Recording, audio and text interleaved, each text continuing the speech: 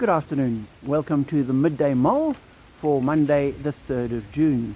With Robert Murray McShane we read Isaiah chapter 35, which begins, "The desert and the parched land will be glad. The wilderness will rejoice and blossom. Like the crocus, it will burst into bloom. It will rejoice greatly and shout for joy." And as I read that, I thought, I can understand in the springtime looking around and seeing everything blooming and growing and new growth, and you can see the life. But I'm not sure with a cold front passing through and where we are today that we would see the same thing.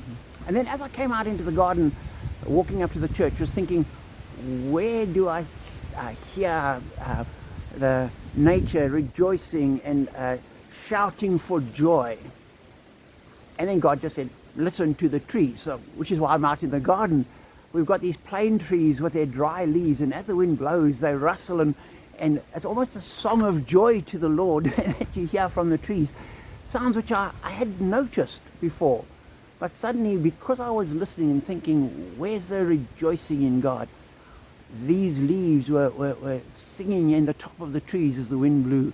And then they came falling down and they were dancing as the wind carried them along and swirling, and you just had a sense of joy as the leaves were scuttering about the place and piling up against the wall. And I just thought, okay, nature is rejoicing. And I looked at the leaves and I thought, here they were. They'd served their purpose. They'd, in a sense, run their race. They'd reached their goal. They'd kept the tree going for a season. They were now done. Time to move on. And they were falling down. And in the natural world, they would eventually compost down and feed later generations of trees, give the nutrients that they had gathered and stored up would be passed on.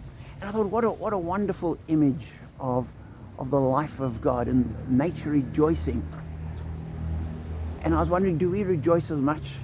Do we see nature rejoicing? Are our eyes open to it? Even in the midst of a cold front and everything's dry and the leaves are falling, it can be a very negative perspective. Oh, it's just winter coming on and it's the death and autumn. But it can also be, if you just look and listen, yes, there's life, there's rejoicing, there's a song of joy.